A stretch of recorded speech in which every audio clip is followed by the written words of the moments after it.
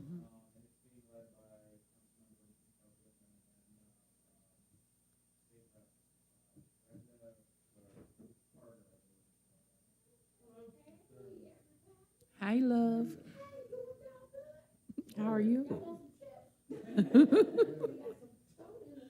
Hi, baby. Thank you. So are you?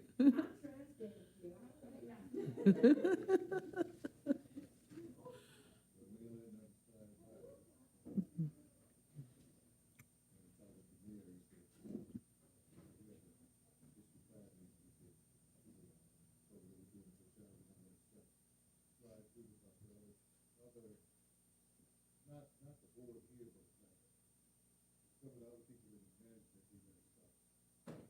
Too. Like the building of the houses and all kinds of records they can find. They ship that all over the PCW records to all the other stuff. Hello. How are you? Yeah. Good. Well, we got a lot of accolades from our meeting. The state rep, the Congress lady was there, Tim was there, some other people there with complaints. Now we got Fieldstone with the same problem. Stonegate in the same building. Oh, They wow. were there, and they told us that we really, Margie, zoning board for a whole is standing their ground with people and stuff, the things that coming through, so they feel comfortable, that we are holding people accountable. You know, that come from the Tim and Tax Department, Justice Department, and others. Awesome. And I told Tim, I said, you know, like the planning is going to have to kind of get down on it too, because we should have a meeting with planning. Chris Northcross on planning, he said, he said a long time ago, we should have a joint meeting with planning and ZBA, just to kind of see how things go or something like that, or talk between the two of us, stuff like that. Are we go live as soon as the time here? Yeah, we are live now. So what else? All right. All right, so we'll call the meeting to order, and roll call, please. Anderson? Here. Burke? Here. McClellan? Belacqua? Here. Bueno? Here. Kirkendorf? And then May. Present. Board member Kirkendorf did express to staff that she'd be unable to attend tonight if she could be excused. All right, any official communications? No official communications at this time. And next item is adoption of minutes. Anyone have any questions or concerns over the minutes? Move to adopt it with any necessary corrections. Okay, I did notice one little thing. I was asking about the applicant about the difference between a state certified home daycare and group daycare, and it just kind of mentions that I asked about group daycare, state group daycare. I don't know if that needs to be, or can we? Is that just the word group, or is that anything else? Well, I mentioned certified home, state certified home daycare, Home daycare. Okay. and as it being different than what she was applying for. Okay. Yep. And so that was the point of the question, and if we make that change, and we're okay with that change, then I'm fine with the approval. Yep. Do we have a support? Support. All right, so we've got approval by Bueno and support by May. Roll call? And just a point for minutes, if you don't necessarily need to take a roll call on minutes or anything that may be, just for attendance. So if you just want to do a group vote, you can do that. So approve, support, Yep. move on? Yep. Okay, excellent, thanks. So you still need to take a vote and have everyone say aye. So And this is approval for what now? the minutes with the one change that Chair. Oh, Bacco. so we have to say ayes? All in favor. All in favor, Yep. say aye. Yep. Aye. Aye. All right, thank you. 6-0. And item 5, old business. We have applicant Justin Bridges on behalf of Davison Architecture and Engineering for a 8-foot yard security fence variance. So Senior Planner Corey Christensen will take this presentation, so. So again, I was here last time, but just to remind everyone, my name is Corey Christensen. I'm the new senior planner. So tonight, the case we have before us is a 5-foot height variance from the 3-foot maximum allowed for fences in the front yards of commercial and industrial properties. The applicant is Justin Bridges on behalf of Davidson Architecture and Engineering. The address is 2100 South Opdyke Road, and they're requesting an 8-foot front yard security fence. Some background information. The subject site is located on the west side of South Opdyke Road, north of Square Lake Road. The proposed fence will run along the front lot line and 40 feet inward along the southern lot line.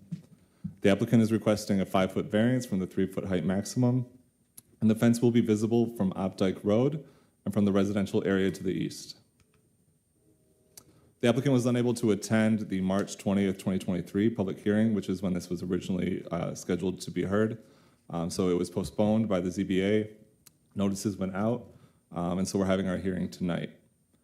The applicant has provided a site plan indicating where the fence will be located, and there are images showing what type of fence. And while a site plan is not normally part of ZBA approval, it can be useful to help you make your determination. So here we see photos submitted by the applicant. On the right there, you can kind of see a similar looking fence that's what's existing, and they're proposing to extend this type of fencing along the easterly lot line, as indicated there. The zoning map is a little outdated, so it shows it being C4 suburban business, but it was actually rezoned by the city council, I believe, in 2015. So it's zoned M2 heavy manufacturing. And then on the left there, it's kind of hard to tell, but in the bottom of the two photos on the left, there's those two big industrial buildings. The big white one to the right is the property in question. And then on the top there, that gives you an idea of where we are relative to downtown. This is a snapshot of the site plan that was submitted by the applicant to kind of show you where the fence will be located. So they're, again, proposing it along the eastern lot line adjacent to Opdyke Road. And then 40 feet in on the southern lot line, there will be a gate installed for access to the parking lot. The subject property was rezoned, as I stated earlier. Adjacent parcels are also zoned M2 to the north and C4 to the south and west. A residential development is located on the opposite side of Opdyke Road. And regardless of site history, the fencing regulations are the same, whether it's M2 or C4. So these are the standards of approval that you have to use to make your determination. There are 7 in total. The first is compliance with the strict letter of the restrictions governing area, setback, frontage, height, bulk, lot coverage, density, or other dimensional or construction standards will unreasonably prevent the owner from using the property for a permitted purpose or will render conformity with such restrictions unnecessarily burdensome. Granting of this variance will do substantial justice to the applicant as well as to other property owners in the district, and a lesser variance will not give substantial relief to the applicant as well as be more consistent with justice to other property owners. Number 3, the plight of the applicant is due to the unique circumstances of the property. 4, the problem is not self-created. 5, the spirit of this ordinance will be observed, public safety and welfare secured, and substantial justice done. 6, there is compliance with the standards set forth in section 6.401B, which is the variances and appeals section of your ordinance, which has a little statement for your review considerations. And then lastly, there is compliance with the standards for discretionary decisions as contained in section 6.303, which are the same standards we use for special exception permits.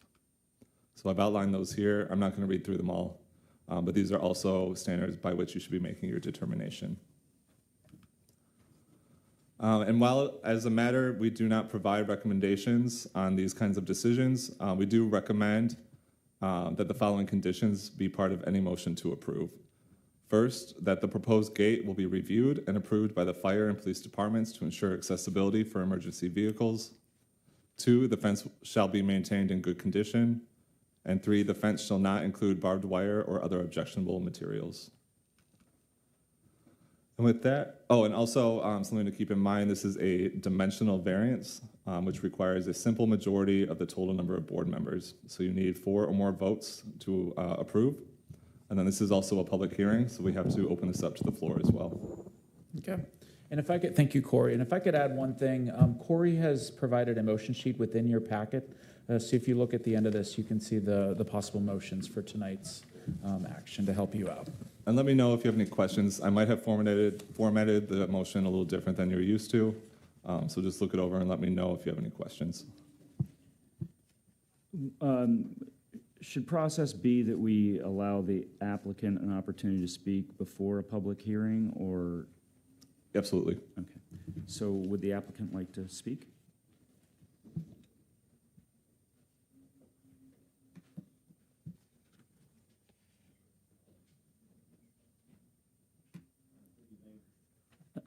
Please state your name.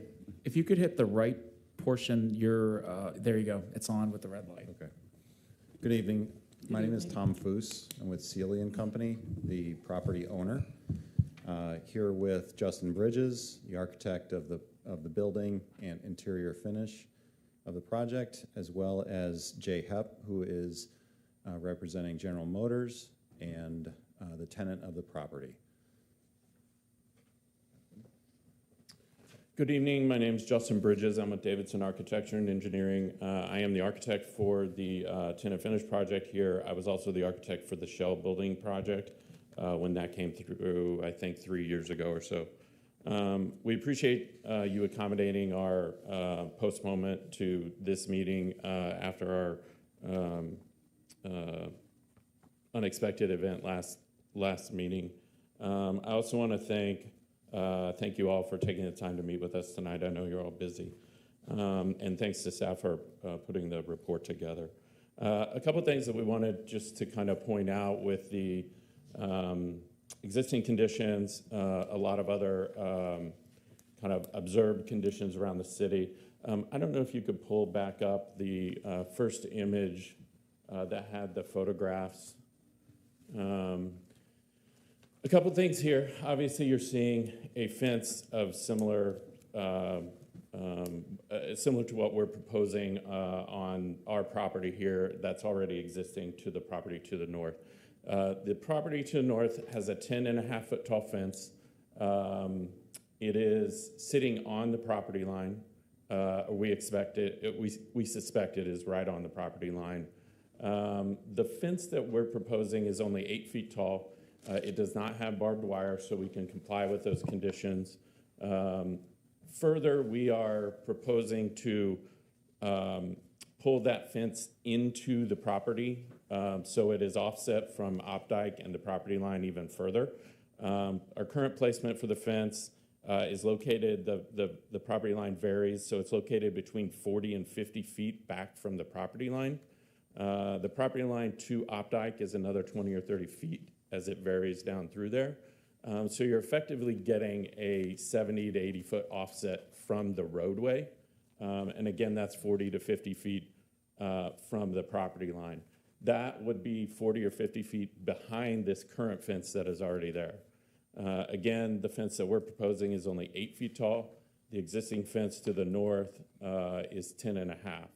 I did drive Opdyke and South Boulevard and Center Point and a couple other areas where the industrial zoning is in place in the city already, and noted a number of, nearly all of those locations having some form of fence that was not compliant with the 3-foot height.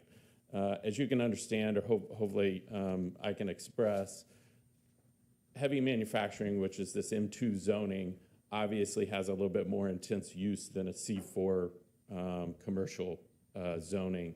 So our hope is that you can understand the difference of the uses that we have at this location, the additional need for security, the additional safety factor that's allowed for not only our clients' products that are at the facilities, their employees, but also a public safety factor of preventing people from getting onto the lot. The other thing that I wanted to point out was the current setback for a front yard setback is 40 feet in the M2 zoning. That is where we are proposing to place the fence as opposed to being right on the property line. So in a sense, were we to have, if the building were on the street and had a 40-foot setback and the fence were located basically off the corners of the building, that would then have become a side yard application where the request may not even have been necessary. Unfortunately, this is a requirement of a very large building in an orientation that would not otherwise fit rotated or closer to the building. We have a cross-dock facility here that's very necessary to the processes that GM is using on this site, where they come into one side of the building with shipping, they go out the other side of the building with receiving. We're providing a secured lot for both sides of the property and allowing secured gate access for any of their shipping, receiving operations that come into the property. Again, Jay Happ is here with GM. He can further explain safety requirements, some of what they're bringing to Pontiac here, and I'm also happy to answer any other questions you may have. I thank you for the opportunity to present to you tonight for this permit. Again, my name is Jay Hepp. I'm with General Motors. I oversee most of our North America warehousing operations.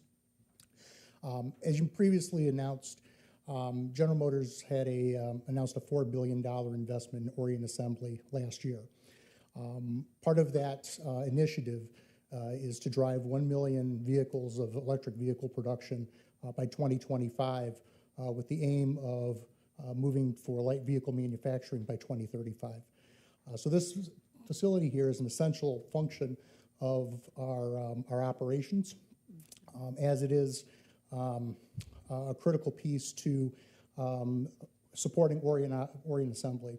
The current Orient site is not large enough to facilitate all of those operations in one location, and Pontiac was our selected site to help support that opportunity and the jobs that go along with that. The application here is, again, to help support bulk metering of material that's going to go into that facility to help support production of the Chevy Silverado and the GMC Sierra electric vehicles, trucks that'll be coming to the plant. So the request is to add this fence, which again is it's a component of our safety and security systems that'll be used at the site to make sure that we've got a secure facility. So with that, I'll go ahead and hand this back over to Justin.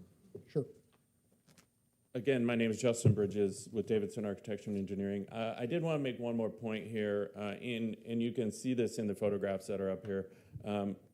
The placement of the fence is also strategically pulled into the site, that 40 feet that I mentioned, in order for us to place it inward of much of the landscaping that's already on the site, as well as a berm that it was placed on the site during the original construction in combination with additional landscaping.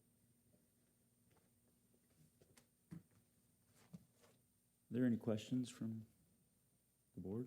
Yeah, he answered. I wanted to know what was it going to be over there, because I keep driving by and looking and so what is it going to be and stuff. So you told me. Okay, yeah. I guess I have a question. First of all, you're planning on chain link.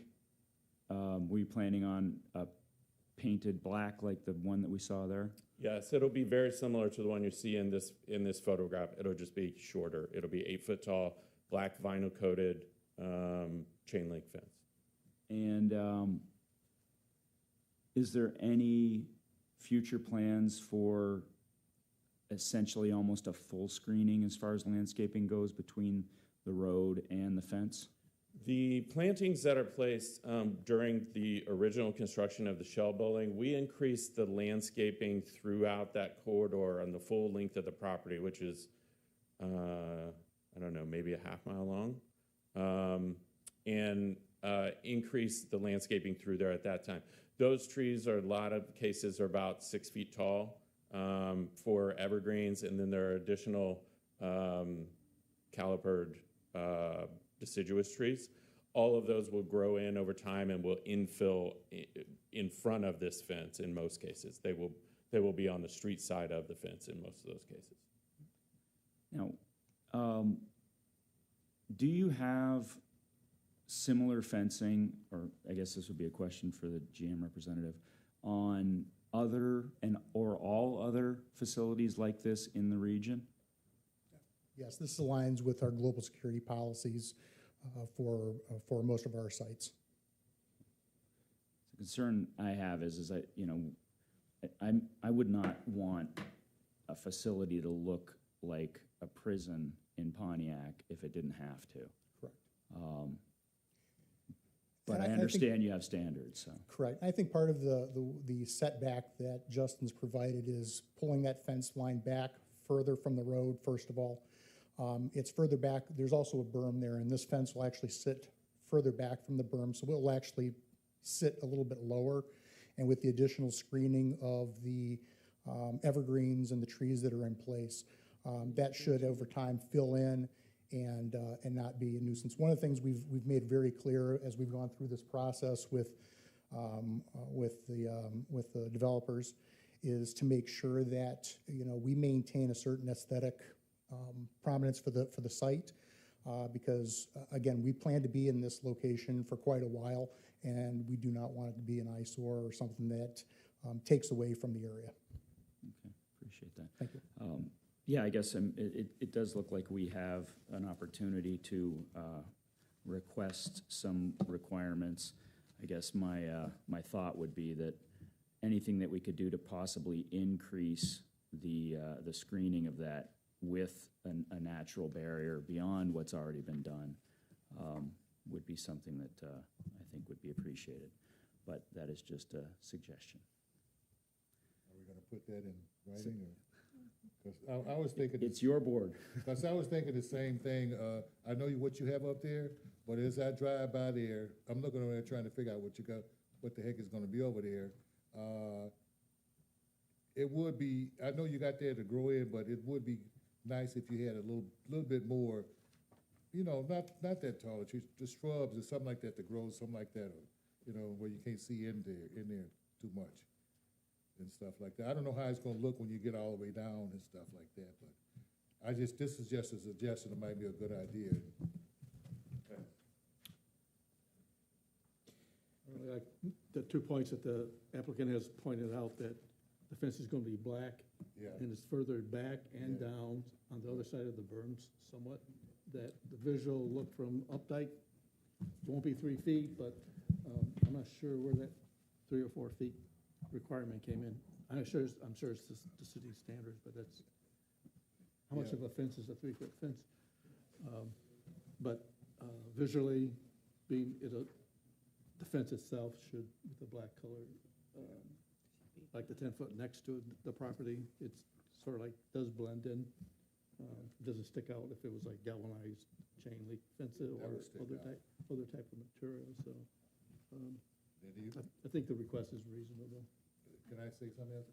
You wouldn't want to go below 8 foot, 3 foot or 4 fence, because I don't know if you guys thought about something like that. We just had this thing with the military exposing secrets or whatever like that. In the back of you guys is William International, a Pentagon contractor. So you guys gonna have to have nice security, so if somebody can't get through you guys to get over there, because they're testing jet engines and all kind of things over there. So that's why when you said about the fence, I said, I hope they have something, enough security that will protect from coming through your lot going over to there, because you guys are back, right up to the back of there. That's correct. If I could just share a data point, we believe at a staff level that these current and commercial regulations for fencing were adopted in the 2012 zoning code, so they've been around for 11 years, and I think it's modified from previous zoning codes. What's different about the commercial fence heights is that for some reason it's a lower fence, it's a lower height in the front yard for commercial structures at 3 feet. Than it is for residential structures. But in lieu of that, in side and rear yards, it's allowed to be 8 feet. So they've been able to install a fence back there, at code. But I think, and there are some locations in the city where this is closer to the road, and it's really wanting to highlight, even for this type of zoning district, a better architecture and site design. Everything's not getting fenced off, so.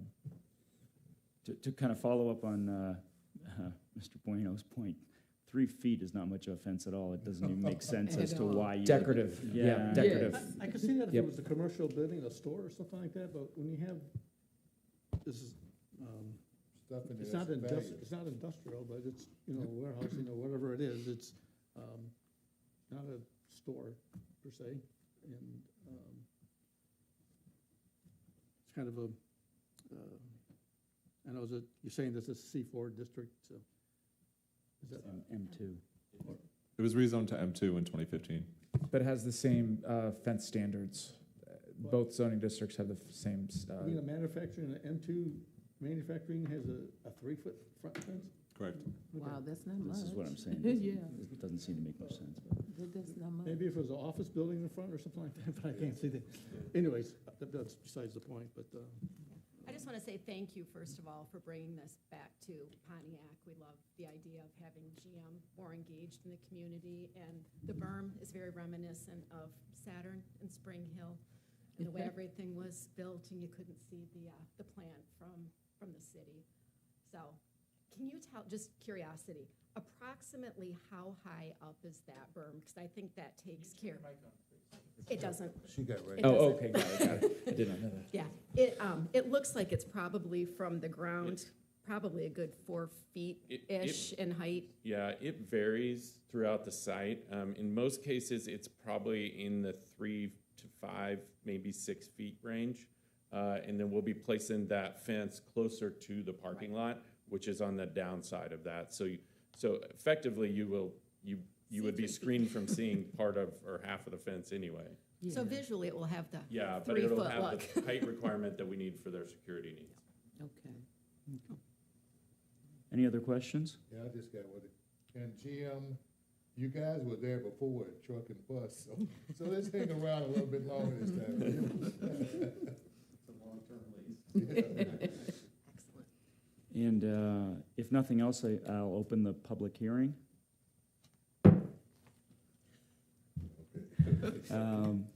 Seeing no public comments, I'll close the public hearing. And are there any motions? Mr. Chair, if I may, real quick, just draw your eyes to the motion page that I wrote up for everyone. So in the template, that I outlined for you guys, I outlined if you're going to make a motion to approve, I'm trying to draw your attention to the various standards and then state what findings of facts comply with that standard. Let's kind of fill in the blank. If that's too much work for you, you can just say, based on the findings of fact as outlined in the staff report, instead of all those, standard 1, standard 2. And that's all. What happened to the original way we read it? I decided to make your life stressful. I'm sorry.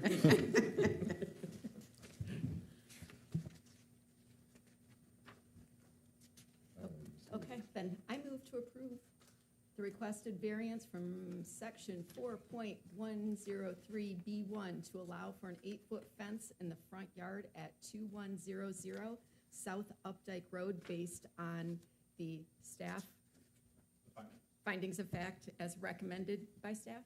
As written in the staff As report. written in staff report, sorry. Okay, furthermore, the proposed gate, the conditions will apply. Proposed gate will be reviewed and approved by the fire and police departments to ensure accessibility for emergency vehicles. The fence shall be maintained in good condition, and the fence shall not include barbed wire or other objectionable materials. I second.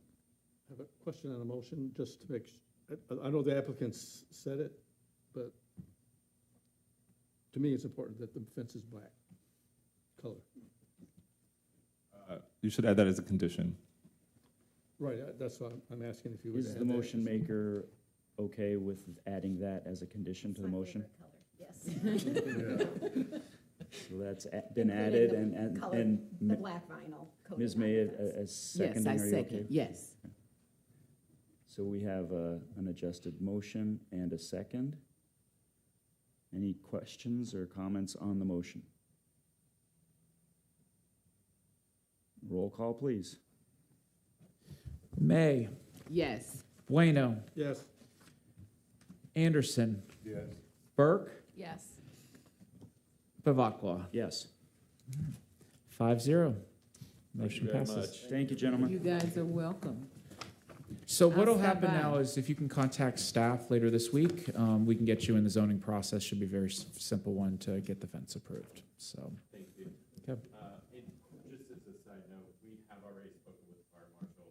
They're comfortable with the access, so that was worked out already as well. Excellent. Thank you. When are you guys opening, or when are you guys, open for business or like that down there? Well, we're wrapping up right now. We got some, we have to make the building right at this point. The production at the plant will start, late 2025, so we'll be ramping up over the next year. Okay. Good luck. Awesome, good luck. Okay. All right, next item, 6, new business. We have no new business. All right, and general public comment is open. Boy, get on the ball, ain't you? And seeing none, we'll close public comment. Do we have any miscellaneous We from do anyone? not. Miscellaneous be, business and We had talked about training, Uh, doing some. kind of training and, with the write-up that, the young man wrote up, see, can you kind of condense that down a little bit when you do that? No problem. Okay. Did everyone receive the zoning, the kind of, the letter from our attorney regarding conditions? I don't believe that's been shared with you, but it'll be shared as part of the training here over the next couple weeks. So and this is regarding staff recommendations, and so I think we're going to be given some background information, I think, for each of you as members on what those motions need to make. So I have it. I think I held off on it only because I think we're wanting to couple that with the training. So, and with the training, if I may go into staff communications, we are looking at something at the Monday, May 15th meeting. If I may do a quick poll, is everyone in attendance able to make that meeting? May 15th. Okay. See why not. And we can check with the other 3 members. Our goal is to get everyone here if possible. I know May is very busy for city council, so hopefully we can do it on that night. But I'm anticipating an hour and a half. If you guys would like to meet at 6 that night, we can. We could do 6:30. If there are any agenda items, we can do them first and then proceed into training. But we're looking at about an hour and a half of training. And it would be done by Dick Carlisle as a planning consultant and also Dan Kelly from the Kelly firm, who is very versed in zoning law. So. Would we need some sort of motion to change it to 6 o'clock, or I know, Mr. Bueno, can you get here at 6? Is that difficult for you? it's too far ahead to tell. Okay. I know that 6:30 is good, working good for me. Yeah, I just want to make sure everyone's okay with the concept of going later in the evening then, if we have items on the agenda, and then another Yes, sir. hour and a half. Do you all know how many items we have on the agenda? If possible, it looks like there might just be one, and that's not even confirmed at this point. So, yep. Okay, so we should be good. Yep. We do have a lot of people queuing up for the June agenda, though. Okay. So. And a motion is not needed by this board. We would make sure that our public notices correctly had at 6 p.m. if the ZBA ever decided to meet at a special time. Okay, So, thank you. but would you like to go 6:30 then? Sounds like that's I would. fine. Okay, Yeah. sounds good. Any other miscellaneous? That is it from staff. All right, next item is staff communications. And I believe I've shared everything. There you so. go. A little redundant. And then I guess we'll adjourn. Have a good night. Good night, you guys.